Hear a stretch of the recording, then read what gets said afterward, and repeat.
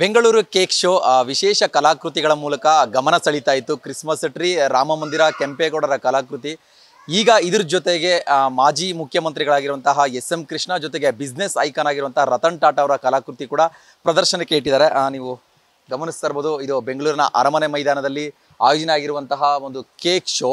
ಈಗಾಗಲೇ ಇದು ಒಂದು ವಾರಗಳಿಗಿಂತ ಹೆಚ್ಚು ಕಾಲ ಆಗಿದೆ ಇದರ ಆರಂಭವಾಗಿ. ಈಗ ವಿಶೇಷವಾಗಿ ಮಾಜಿ CM ಎಸ್.ಎಂ. ಕೃಷ್ಣ ಅಂತ ಹೇಳಿದ್ರೆ ರೀಸೆಂಟಾಗಿ ಅವರು ನಿಧನರಾದರು. ಸೊ ಅವರ ಒಂದು ನೆನಪಿನ ಅರ್ಥವಾಗಿ ಅವರ ಒಂದು ಕಲಾಕೃತಿಯನ್ನು ಕೇಕ್ ಮೂಲಕ ಪ್ರದರ್ಶನ ಮಾಡೋದನ್ನು ಗಮನಿಸ್ತಾ ಇದ್ದಾರೆ. ಅಂದರೆ ಎಸ್.ಎಂ. ಕೃಷ್ಣ ಅವರು ಇನ್ನು ಡೀಟೇಲ್ಸ್ ಕೂಡ ಇಲ್ಲಿ ಹಾಕಿದ್ದಾರೆ ಅಂತ ಹೇಳಿದ್ರೆ, ಮಾಜಿ ಮುಖ್ಯಮಂತ್ರಿಗಳಾಗಿದ್ದರು, ವಿದೇಶಾಂಗ ಸಚಿವರಾಗಿದ್ದರು, ಮಹಾರಾಷ್ಟ್ರದ ಗವರ್ನರ್ ಆಗಿದ್ದರು, ಅವರಿಗೆ ಪದ್ಮವಿಭೂಷಣ ಪ್ರಶಸ್ತಿ ಕೂಡ ಸಿಕ್ಕಿದೆ. ಅದನ್ನು ಕೂಡ ಅವರು ಉಲ್ಲೇಖ ಮಾಡಿರುವಂತಹ ಒಂದು ನೀವು ದೃಶ್ಯಗಳನ್ನ ಕೂಡ ಇಲ್ಲಿ ನೋಡ್ತಾ ಇದ್ದೀರಾ. ಜೊತೆಗೆ ಎಸ್.ಎಂ. ಕೃಷ್ಣ ಅವರ ಜೊತೆಯಲ್ಲಿ ಬಿಸ್ನೆಸ್ ಐಕಾನ್ ಅಂದರೆ ಜಗತ್ತು ಕಂಡಂಥ ಬಿಸ್ನೆಸ್ ಐಕಾನ್ ರತನ್ ಟಾಟಾ ಅವರ ಒಂದು ಕಲಾಕೃತಿ ಕೂಡ ಇಲ್ಲಿ ಗಮನಿಸ್ತಾ ಇರ್ಬೋದು. ರತನ್ ಟಾಟಾ ಅವರ ಒಂದು ನಡೆದು ಬಂದ ಹಾದಿ, ಅವರ ಒಂದು ಪ್ರಾಡಕ್ಟ್ಸ್, ಅವರ ಬಿಸ್ನೆಸ್ ಐಕಾನ್ಸ್ ಅಂತ ಹೇಳಿದ್ರೆ ಅವರ ಒಂದು ಕಂಪನಿಗಳು, ಈ ರೀತಿಯಾಗಿ ಅವರನ್ನು ಸಂಕೇತವನ್ನು ಉಲ್ಲೇಖಿಸುವಂತಹ ಒಂದಿಷ್ಟು ಎಲ್ಲ ಅಂಶಗಳನ್ನ ಸೇರಿಸಿ ಇಲ್ಲಿ ಕಲಾಕೃತಿಯನ್ನು ನಿರ್ಮಾಣ ಮಾಡಿರೋದು. ಅಂತಂದರೆ ರತನ್ ಟಾಟಾ ಅವರ ಒಂದು ಈ ಕೇಕ್ ಸುಮಾರು 250 kg ಇದೆ ಅಂತ ಒಂದು ಮಾಹಿತಿಯನ್ನು ಕೊಟ್ಟಿರುವಂಥದ್ದು. ಜೊತೆಗೆ ಎಸ್.ಎಂ. ಕೃಷ್ಣ ಅವರ